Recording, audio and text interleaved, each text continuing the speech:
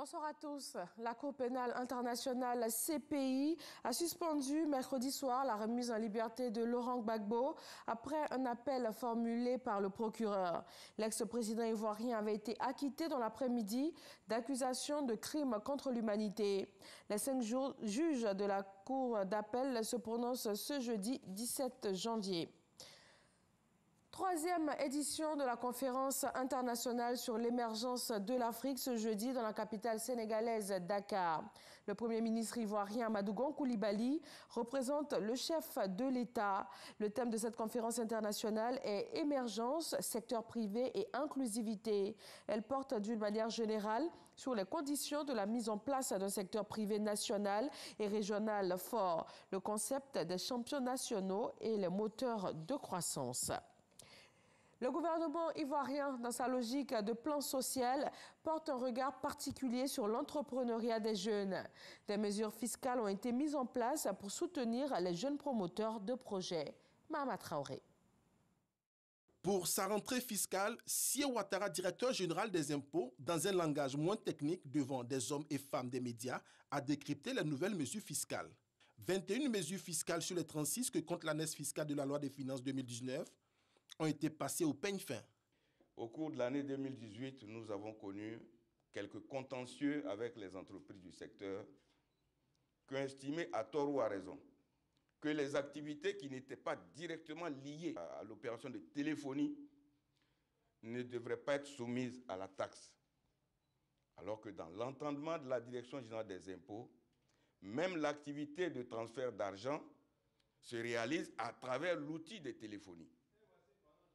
Pour mettre fin aux contestations et aux contentieux, le texte a été nouvellement rédigé en précisant que la taxe s'applique bel et bien au chiffre d'affaires, l'ensemble du chiffre d'affaires réalisé par l'opérateur de téléphonie, sans distinction des branches à l'intérieur.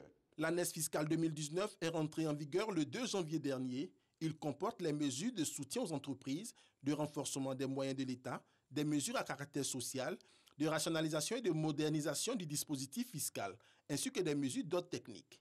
S'agissant des mesures de soutien aux entreprises, elles s'articulent autour des mesures d'incitation fiscale au profit des PME, des exploitations agricoles, du secteur du bâtiment et des travaux publics, mais également sur les transactions immobilières.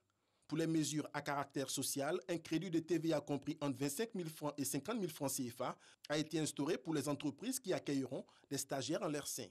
Évoquant le bilan de l'année 2018, le directeur général des impôts a révélé que sa régie a mobilisé 2 146 milliards de francs CFA sur un objectif de 2 170 milliards de francs CFA, soit 99% de l'objectif visé.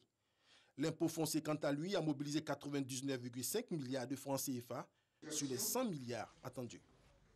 Voilà, c'était donc là un point sur les mesures fiscales, notamment l'année fiscale 2019, expliquée par Cheikh Koné. À Accra, au Ghana, un journaliste d'investigation a été abattu par balle hier soir alors qu'il regagnait son domicile. Ahmed Hussein participait à une vaste enquête sur la corruption dans le football africain.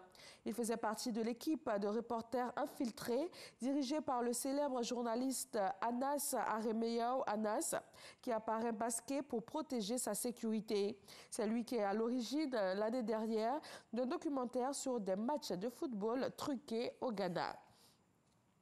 Au Kenya, 24 heures après l'attaque d'un complexe hôtelier revendiqué par les Chebabs somaliens, la police a annoncé l'arrestation de 2 suspects. La fouille du bâtiment se poursuit à Nairobi. Il a fallu plus de 20 heures aux forces de sécurité pour en déloger le commando. Le dernier bilan de l'attaque fait état de 21 morts.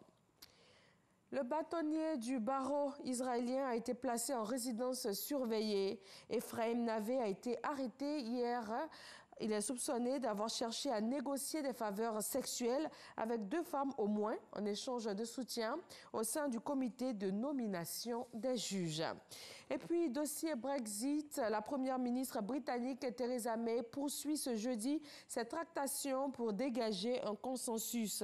L'opposition dénonce cependant un dialogue de façade. La dirigeante conservatrice a commencé avec l'opposition à échanger aussitôt après la motion de censure déposée par les travaillistes. Mais ils l'ont prévenu qu'elle devra clairement écarter l'éventualité d'une sortie sans accord de l'Union européenne si elle veut vraiment entamer le dialogue. Et voilà, c'est tout pour ce Flash Info. Merci de l'avoir suivi. Retrouvez tout à l'heure l'info régionale. Et quant à nous, on vous dit à tout à l'heure, 20h.